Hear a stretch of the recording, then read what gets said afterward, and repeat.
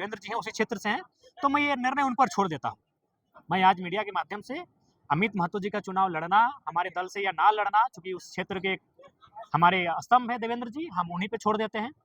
क्योंकि वो मान के चलो लोकसभा लड़ चुके हैं, वो 6 सीटों पे लड़ चुके हैं और रांची हटिया उनके लिए कहीं भी खुला है। तो ये निर्णय मैं आदरणीय बड़ी उपाध्यक्ष जी पे छोड़ता हूँ कि अमित महतो जी के साथ हम लोग किस प्रकार से राजनीति में करें या किस तरह उनके साथ आए, क्योंकि उसी क्षेत्र से आते हैं। तो ये मैं उनको ये संज्ञान में जयराम जी कांके विधानसभा क्षेत्र में आज प्रोग्राम कर रहे थे, यहाँ पर भी विस्थापन का दर्द बढ़ा है, क्या कहना चाहेंगे? बिल्कुल हमें लगता है यहाँ तो विस्थापन का दर्द बिल्कुल अनगिनत है। यहाँ के रग-रग में विस्थापन है, यहाँ के पग-पग में विस्थापित लोग हैं और मुझे लगता है कि झारखंड राज्य अलग करने की लड़ाई ये लोग आज भी लड़ रहे हैं। बेशक झारखंड राज्य अलग हो चुका है, धरती आबा बिरसा मुंडा की जन्म तिथि 15 नवंबर सन 2000 को झारखंड राज्य अलग हो चुका है। लेकिन अगर कांके क्षेत्र की मैं बात करूं तो यहाँ के लोग झारखंड अलग राज्य की लड़ाई आज भी लड़ रहे हैं, क्योंकि झारखंड अलग राज्य की लड़ाई थी जमीन बचाने की लड़ाई, अपने जमीनों के संरक्षण की लड़ाई। बिल्कुल यहाँ रिन पास रिम पास है, यहाँ आईटीबीपी है, यहाँ पागल खाना है, यहाँ कैंसर अस्पताल है, यहाँ आपका बीआईटी मेसरा इसी विधानसभा में आता है, इसी विधानसभा में आपका और माने सीएमपीडीआई का आता है, इसी विधानसभा में आपका सीसीएल आता है। हमको लगता है 12 या 13 उद्योग ऐसे हैं इस विधानसभा के अंतर्गत आते हैं और वहाँ लोग विस्थापन की लड़ाई आज भी लड़ रहे हैं और बहुत ही मतलब कष्टकारी स्थिति में लड़ रहे हैं। इसीलिए मैंने कहा कि इस क्षेत्र के लोग झारखंड अलग तो हो चुका है लेकिन अलग राज्य की लड़ाई के तर्ज पर आज भी लड़ रहे हैं। ये दुर्भाग्य है, अलग झारखंड राज्य में इनके साथ ये व्यवहार, ये दुर्व्यवहार, ये दुर्भाग्य है। तो इसके लिए हम लोग चाहेंगे कि सरकार इस विषय को, जिला प्रशासन इस विषय को संज्ञान में ले और विस्थापन की जो मांगे हैं उस समस्या का निदान किया जाए। यहाँ के वर्तमान विधायक भी कहीं ना कहीं लोग सवाल उठाते हैं कि बाहरी और स्थानीयता प्रूव करता है कोर्ट में। देखिए सबसे पहली बात है कि वो राजस्थान से हैं, ये लगभग तय है और चूंकि आप जनरल सीट में पूरे भारतवर्ष से आकर कहीं भी चुनाव लड़ सकते हैं, लेकिन जो आरक्षित सीटें होती हैं वहाँ उसी राज्य का निवासी होना चाहिए। जैसे कल्पना मैडम, वो भी चाहती तो किसी संथाल के लिए रिजर्व, मतलब संथाल के लिए नहीं, एसटी के लिए रिजर्व सीट पे जाके चुनाव लड़ती, लेकिन वो जाके गांडे की जनरल सीट से चुनाव लड़ी क्योंकि वो उड़ीसा राज्य की बेटी है। बहू झारखंड की है लेकिन बेटी उड़ीसा राज्य की है। तो ठीक उसी प्रकार जो समरी लाल जी हैं ये राजस्थान से संबंध रखते हैं, लेकिन ये हमारे राज्य का दुर्भाग्य है कि लोग जानबूझकर मतलब गलत चीजों को इस राज्य में लगातार मतलब प्रचलित कर रहे हैं। समरी लाल जी का यहाँ से विधायक होना भी संवैधानिक है, चूंकि वो हमारे राज्य के नहीं है अतः वो आरक्षित सीट से चुनाव नहीं लड़ सकते हैं। और सबसे दुर्भाग्य की बात, वो दुनिया की सबसे बड़ी पार्टी से चुनाव लड़कर विधायक बने, ये बड़ा विचित्र है। आज के अखबार में सुर्खियों में दिया गया कि चंपाई सोरेन आपकी पार्टी में शामिल हो सकती, तो क्या कुछ है इसमें? देखिए सबसे पहली बात, उस राज्य के कदावर नेता हैं, इस राज्य के एक इतिहास में उनका दौर रहा है, लेकिन उनकी ओर से कोई पहल नहीं हुई है।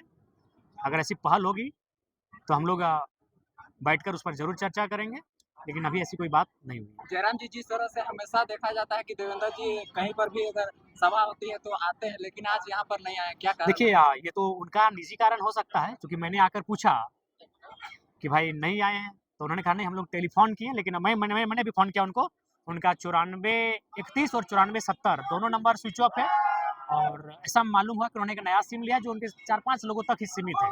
तो मैंने ताकि दोनों जिला अध्यक्ष से पूछा, युवा मोर्चा के भी अध्यक्ष से पूछा और मैन मोर्चा के भी अध्यक्ष से पूछा कि हमारे बड़ी उपाध्यक्ष नहीं है, तो उन्होंने कहा कि नहीं, उनसे हम लोग टेलीफोनिक बात ही नहीं हो पाई है और विशेष कुछ नहीं है। सारा ऑफ है, 9431 भी नहीं, मैंने खुद फ़ोन किया, अगर अभी ऑन है तो हो सकता है, लेकिन मैंने खुद फ़ोन किया कि अगर बाय द वे इनसे छूटा है तो हम खुद उनको कहेंगे कि आप आइए, लेकिन बातचीत नहीं हुई। ऐसा कोई बात नहीं है, क्योंकि देखिए अब वो विधानसभा का समय है और ये कांके विधानसभा है, तो अब ऐसा कोई मायने नहीं है। लोकसभा जैसा कुछ है, ठीक वो प्रत्याशी है अलग बात है, लेकिन अब चूंकि सब कोई अपना विधानसभा का ही फोकस कर रहे हैं, तो इसलिए हम लोग भी चाहते हैं कि जो जिस विधानसभा का है वहीं पे अभी फिलहाल फोकस किया जाए। जिला भी बहुत बड़ा होता है, तो ऐसी ये कोई विषय बात नहीं है।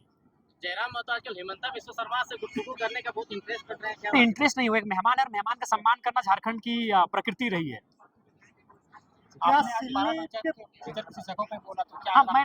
जी बिल्कुल, पारा शिक्षक में 95% ज्यादा लोग झारखंडी हैं और अगर झारखंड के पारा टीचर मजबूत होंगे, यानी झारखंड का एक परिवार मजबूत होगा, उसकी आर्थिक स्थिति मजबूत होगी और जो लोग सिस्टम को खोखला करने के लिए आए हैं वो नहीं चाहेंगे कि झारखंड का कोई परिवार मजबूत हो। इसलिए देखिए आज जहाँ प्रोफेसर बनते हैं जहाँ की तनख्वाह 1.5 लाख 2 लाख 2.5 लाख है, वहाँ झारखंडी नहीं है, तो वहाँ कोई बात नहीं होता। पीजीटी में ओपन टू ऑल कैटेगरी में धड़ल्ले से बाहर के लोग आते हैं, वहाँ कोई बात नहीं होता। लेकिन जब पारा शिक्षक की बात आती है तब देखते हैं मौन साध लेते हैं। 24 सालों से ये मानना होगा आपको कि राज्य की शिक्षा व्यवस्था की रीढ़ है। वो शिक्षक हो के उन्होंने हमें लगता है बहुत सारा काम किया, कभी दवा भी बांटे तो कभी जनगणना भी किया। तो जनगणना तो खैर करते हैं शिक्षक, लेकिन उसके अलावा भी बहुत सारे ऐसे काम किए जो शिक्षकों का नहीं था। तो नो डाउट 24 साल से झारखंड की शिक्षा की जो रीढ़ है उसको थाम कर बैठे हैं पारा शिक्षक। क्या सिल्ली के पूर्व विधायक अमित कुमार महतो आपके संपर्क में है क्या? देखिए, संपर्क में है, बातचीत होती है। अगर वो हमारे राजनीतिक दल से आएंगे तो मैं, चूंकि बड़ी उपाध्यक्ष जो हमारे बड़े भाई देवेंद्र जी हैं उसी क्षेत्र से हैं, तो मैं ये निर्णय उन पर छोड़ देता हूँ। मैं आज मीडिया के माध्यम से अमित महतो जी का चुनाव लड़ना हमारे दल से या ना लड़ना, चूंकि उस क्षेत्र के हमारे स्तंभ है देवेंद्र जी, हम उन्हीं पे छोड़ देते हैं। क्योंकि वो मान के चलो लोकसभा लड़ चुके हैं, वो 6 सीटों पे लड़ चुके हैं और रांची हटिया उनके लिए कहीं भी खुला है।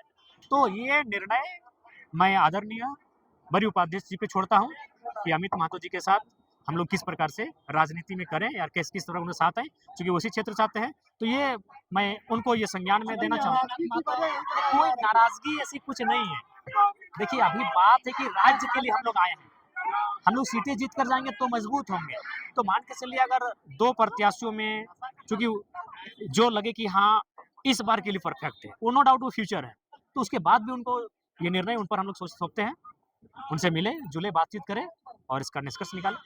क्या आपका निर्णय रहेगा कि सुदेश महतो जो महतो वोट बैंक को झारखंड में संभालने का काम कर रहे हैं, उस वोट बैंक को ध्वस्त करने का काम आपकी पार्टी? देखिए, हम लोग किसी जाति की राजनीति करने नहीं आए हैं। हम लोग झारखंड के जनमानस के दर्द पर मरहम लगाने की राजनीति करने आए हैं, और दर्द किसी एक जाति को नहीं मिला है। परीक्षा में बैठने वाले छात्र एक जाति के नहीं होते हैं, विस्थापन होने वाले लोग एक जाति के नहीं होते हैं, नौकरियों में धक्का खाने वाले लोग एक जातियों के नहीं होते हैं, पारा शिक्षक एक जाति के नहीं हैं, आंगनबाड़ी की सेविकाएं एक जाति के नहीं हैं, स्वास्थ्य कर्मी एक जाति के नहीं हैं, सहायक पुलिस कर्मी एक जाति के नहीं हैं।